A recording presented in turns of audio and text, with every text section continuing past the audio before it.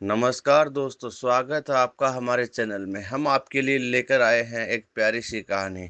आज की कहानी का शीर्षक है ईमानदारी। राजस्थान के एक बड़े शहर में सोनू नाम का एक लड़का सड़क पर पानी की बोतल बेच रहा था। वह चौराहे पर खड़ा हो जाता और जो भी लाल बत्ती पर गाड़ी रुकती, उसे पानी की बोतल दिखाकर बेचने की कोशिश करता। कोई खरीद लेता, कोई मना कर देता था। शाम तक उसकी सारी बोतल बिक जाती है। केवल दो बोतल उसके पास बची थी। वह अभी भी गाड़ियों के बीच बोतल बेचने के लिए घूम रहा था। रात हो चली थी, तभी एक चमचमाती बड़ी सी कार आकर रुकी। सोनू दौड़कर गाड़ी के पास गया। गाड़ी में शालीन सी महिला बैठी थी। उन्होंने सोनू से बोतल ले ली और उसे पैसे दे दिए। लेकिन पैसे खुले न होने के कारण सोनू इधर उधर भागता रहा कि कहीं से 500 के खुले मिल जाएं, लेकिन पैसे मिल न सके। इसी बीच लाइट ग्रीन हो जाती है और गाड़ी चल देती है। सोनू गाड़ी के पीछे भागता है, लेकिन गाड़ी जल्दी से निकल जाती है। सोनू 500 का नोट हाथ में पकड़े खड़ा रह जाता है। तभी उसके साथ सामान बेचने वाला कल्लन उसके पास आता है। कल्लन बोलता है, क्यों बे, आज तो लंबा हाथ मारा है, चल पार्टी दे दे, कम से कम एक चाय तो पिला दे। सोनू कहता है, इसमें सिर्फ 20 रुपए मेरे हैं, बाकी के वापस करने थे। कभी ये गाड़ी दोबारा दिखेगी तो वापस कर दूंगा। कल्लन बोलता है, अबे पागल है क्या, कोई पैसे वापस करता है? और जिन्हें तू वापस करने की सोच रहा है उन्हें याद भी नहीं होगा। लेकिन सोनू नहीं मानता है। वह पानी की एक बच्ची बोतल को अपने थर्माकोल के डिब्बे में डालकर घर की ओर चल देता है। घर पहुंचकर देखता है उसकी माँ रमावती भी काम से वापस आ चुकी थी। रमावती घरों में काम करती थी। सोनू बोलता है, माँ, आज एक गाड़ी वाले ने 500 का नोट दिया, इससे पहले मैं वापस देता, गाड़ी चली गई थी। रामावती, कोई बात नहीं बेटा, कभी वो गाड़ी दिखे तो वापस कर देना। इसी तरह समय बीत रहा था। सोनू दिन भर पानी की बोतल बेचता था। एक दिन उसे वही गाड़ी नजर आई। वह दौड़कर गाड़ी के पास गया। औरत बोली, नहीं बेटा, आज पानी नहीं चाहिए। सोनू कहता, मालकिन, मैं पानी की बात नहीं कर रहा, उस दिन आपके पैसे रह गए थे, ये लो अपने 480 रुपये। वो औरत कहती है, कौन से पैसे? सोनू बोलता है, उस दिन आपने पानी की बोतल ली थी, मैं खुले पैसे लेने गया, तब तक आपकी गाड़ी चली गई थी। यह कहते हुए सोनू ने जल्दी से जेब से निकालकर पैसे पकड़ा दिए।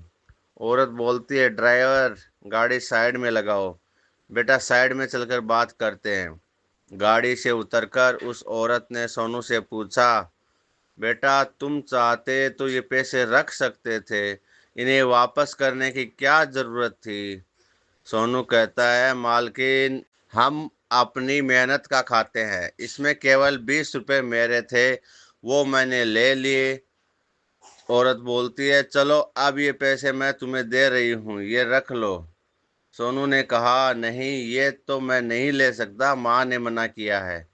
सोनू की बातें सुनकर उस औरत ने सोचा, इतनी गर्मी में पूरे दिन मेहनत करके भी इस लड़के में कितनी ईमानदारी भरी है।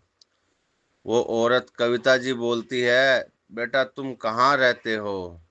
सोनू ने कहा, वो सामने सड़क के पीछे कुछ झुग्गियाँ दिखाई दे रही है, हम वहीं रहते हैं।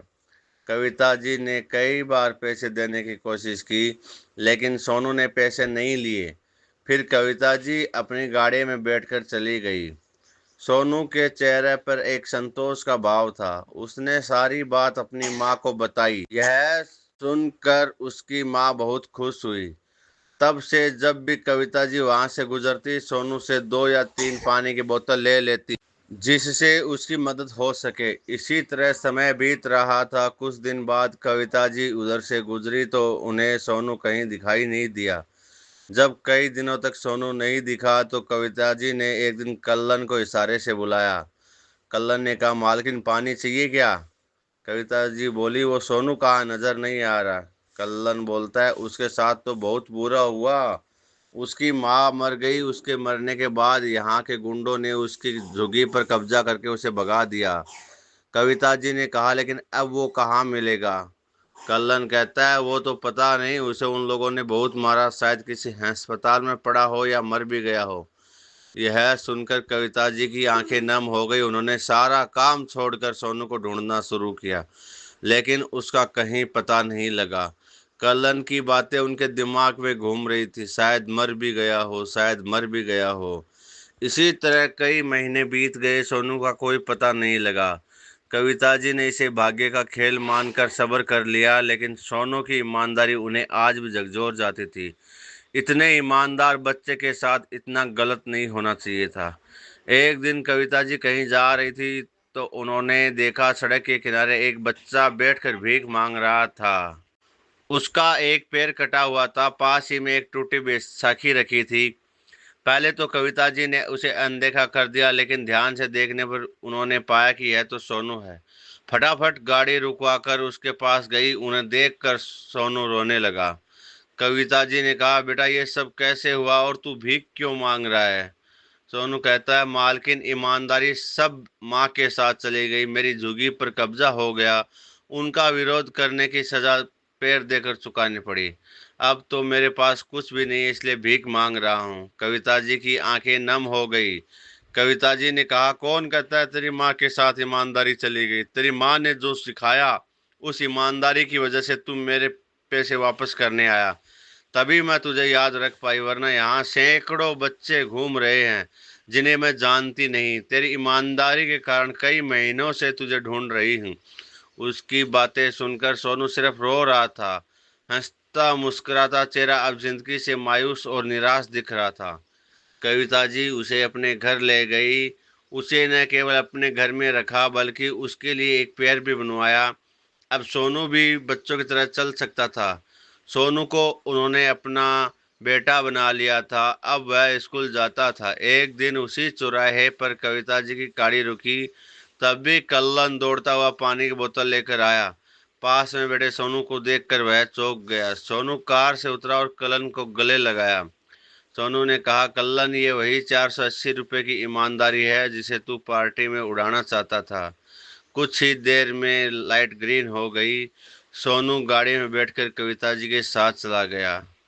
आज जो कुछ भी था वो केवल सोनू की ईमानदारी के कारण ही था, वरना बहुत सारे बच्चे हैं जो झूठ बोलकर या अन्य अनैतिक कार्य करके अपना जीवन यापन कर रहे हैं।